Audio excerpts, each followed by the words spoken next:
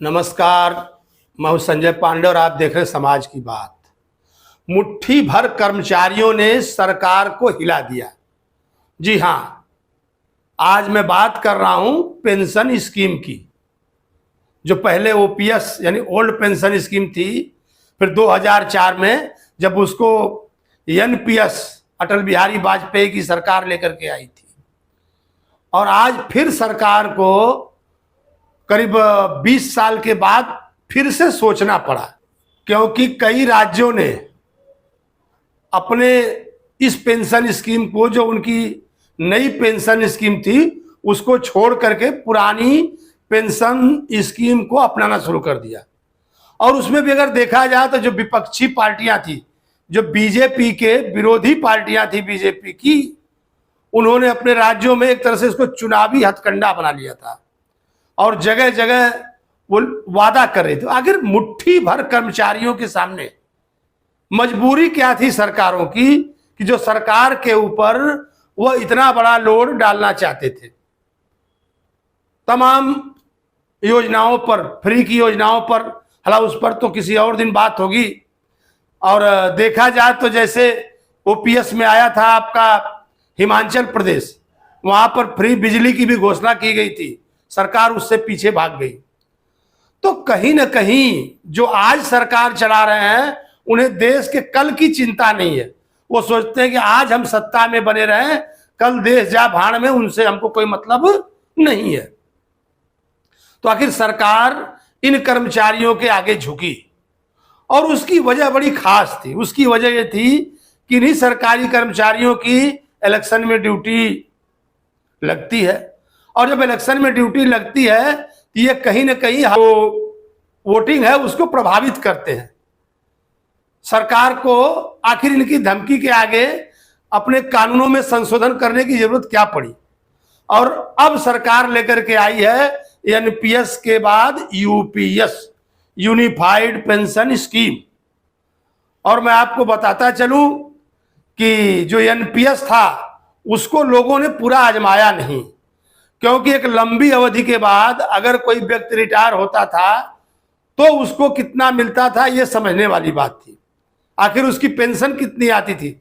लेकिन कुछ 60 टाइम वाले उसमें रिटायर हुए और कुछ कम पैसे पाए, तो उनको लगने लगा कि नहीं, ये कहीं ना कहीं हमें दिक्कत देगी एनपीएस। और एनपीएस में आप सभी को मालूम था कि सरकार 14.5% के करीब अपना उसमें योगदान करती थी, कर्मचारियों से 10% पैसा काटा जाता था। उसकी एक खास बात थी कि वो शेयर मार्केट के हवाले था, यानी उतार चढ़ाव उसमें निश्चित था। और कर्मचारियों की डिमांड थी कि नहीं, कुछ ऐसा हो कि एक गारंटी हो कि हमें इतना रुपया मिलेगा। तो अभी सरकार यूपीएस लेकर के आई 23 लाख केंद्रीय कर्मचारियों के लिए। हालांकि उन्होंने राज्यों पर ऐसा कोई प्रतिबंध नहीं लगाया कि राज्यों को इसको मानना है, लेकिन महाराष्ट्र इसको लागू करने वाला पहला प्रदेश बना, जबकि 1 अप्रैल 2025 से यह यूपीएस लागू हो जाएगा। तो मैं बात कर रहा था वही ओपीएस, एनपीएस और यूपीएस की। ओपीएस में आप सभी को मालूम है कि पूरे देश के ऊपर एक बहुत बड़ा भार पेंशन के रूप में पड़ता था, जिससे आगे जो सरकारी नौकरियां थी या सरकार बाकी मदों पे खर्च नहीं कर पा रही थी, ज्यादा से ज्यादा पैसा उसका पेंशन देने में चला जाता था और सरकारें परेशान हो जाती थी। तो इसके लिए इन्होंने सोचा कि जिसका पैसा है उससे भरवाया जाए, कुछ अपना दिया जाए, और रिटायरमेंट के बाद चाहे तो अपना पैसा ये निकाल लें।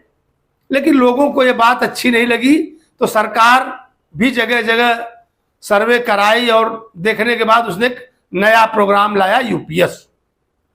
तो अब आपको यूपीएस के बारे में बता दें कि यूपीएस में पेंशन कैसे मिलेगी। तो देखिए, ये जो यूपीएस है तो इसके अंदर जो एनपीएस वाले हैं उनके लिए भी छोड़ा गया।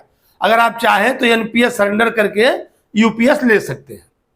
यूपीएस के अंदर जो खास बात है वो ये है कि अगर आप 10 साल तक अपनी सर्विस दे चुके हैं तो आपको 10,000 रुपया महीना पेंशन मिलेगी। एक निश्चित रकम हो जाएगी कि आपको 10,000 मिलेगा। और इस 10,000 रुपये पर जो आपको महंगाई है जो महंगाई सहायता है वो अलग से मिलेगी। यानी आज के दौर में जो महंगाई है करीब 50% है, तो 10,000 और 5,000 15,000, यानी अगर 10 साल के बाद आदमी नौकरी करता है तो उसको 15,000 रुपये मिलेंगे।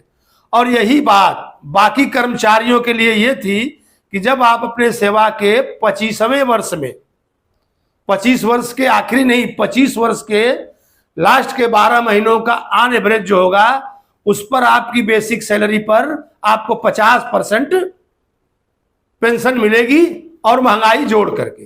जैसे मैं उदाहरण के लिए आपको बता दूं कि अगर आपकी रिटायरमेंट के समय अगर बेसिक सैलरी आपकी 60,000 है तो आपको 30,000 और प्लस महंगाई, ये जोड़ करके 45,000 रुपये आपको पेंशन मिलेगी। और इसके बाद इसमें जो मृतक आश्रित है, मृतक आश्रित का मतलब हो गया उनकी फैमिली, सिर्फ उनकी वाइफ, तो उनको जो मिलेगा वो उनकी पेंशन का 60% उनको मिलेगा। तो ये चीजें निश्चित हो गई। अब इस पर कहीं ये नहीं है कि आपको शेयर मार्केट के हिसाब से चलना पड़ेगा, एक फिक्स हो गया। अब लोगों के मन में यही डर था कि क्या मालूम शेयर बाजार में कम होगा, ज्यादा होगा, क्या हो जाएगा, तो एक निश्चित राशि हो। तो सरकार ने कोशिश की है, जबकि अगर देखा जाए तो कुछ लोग यहां तक कह रहे हैं कि नहीं हमें तो पुरानी वाली ही चाहिए, हमें पुरानी पेंशन ही चाहिए, जबकि एनपीएस देश में सभी लोगों के लिए लागू थी, चाहे वो संगठित क्षेत्र के थे चाहे असंगठित के थे, सबके लिए एनपीएस था कि आप अपना उसमें भुगतान करें। और एक चीज मैं आपको बताता चलूं कि यूपीएस में सरकार का 18.5% योगदान होगा और कर्मचारियों से 10%, उनका 10% उसमें लिया जाएगा। तो सरकार ने अपने तरफ से कोशिश की है, राज्यों के लिए खुला छोड़ा है। महाराष्ट्र पहला राज्य इसको अपनाने वाला राज्य बना, उत्तर प्रदेश भी लाइन में लगा है। देखिए कौन कौन से राज्य इस पेंशन स्कीम को अपनाते हैं। और रही बात कर्मचारियों की, तो उनको ऐसा लग रहा है कि नहीं हमको ये चीज मिलनी चाहिए, और बाकी असंगठित क्षेत्र के जो कर्मचारी हैं उनके ऊपर किसी की नजर है नहीं। अगर देखा जाए तो क्या वो पेंशन के हकदार नहीं है? जब वो रिटायर होंगे क्या उनका देश के लिए कुछ योगदान नहीं है? अगर देखा जाए तो क्या उनका देश के लिए कोई योगदान नहीं है कि उनके बारे में सरकार, तो अटल पेंशन योजना इसमें है, इसी एनपीएस के तर्ज पर उसी में अटल पेंशन योजना थी, उनके लिए एक योजना लाई गई थी। तो ये जो समाज के अंदर एक विभेद है, जो बहुत बड़ा एक असमानता वाली बात आती है, कहीं ना कहीं इससे आती है। और मैं पिछले इलेक्शन के टाइम में मैं घूम रहा था तो जो सरकारी कर्मचारी थे वो ओपीएस की डिमांड कर रहे थे कि हमें चाहिए ओपीएस, हमें चाहिए ओपीएस। तो जो असंगठित क्षेत्र के लोग थे वो उसी जगह पर विरोध कर रहे थे कि भाई आप तो महीने की लाखों सैलरी उठाते हो, रिटायर हो गए तो आपको 50 लाख रुपया मिलेगा और उसके बाद आपको महीने का 50,000 पेंशन भी चाहिए। हमारा क्या होगा? आप स्टैंडर्ड ढंग से शादी करोगे, आप खर्चे करोगे, आप बढ़िया घर बनवाओगे, हम क्या करेंगे 15,000 में? तो हमारे बारे में क्या होगा? और उसी शिक्षा क्षेत्र में और जगहों पर आप देखें तो जो ऐसे संविदा पर कर्मचारी हैं उनका वेतन क्या है? फिर मैं इन कर्मचारियों के और पेंशन में अगर कोई दूसरी ऐसी बातें आती हैं, इन सभी बातों पर लेकर के फिर आपके सामने उपस्थित होऊंगा। और मैं कमेंट बॉक्स में चाहूंगा कि इस पर आप सबकी क्या राय है, आप कैसे देखते हैं इस पेंशन स्कीम को, नई वाली, और कौन सी अच्छी है?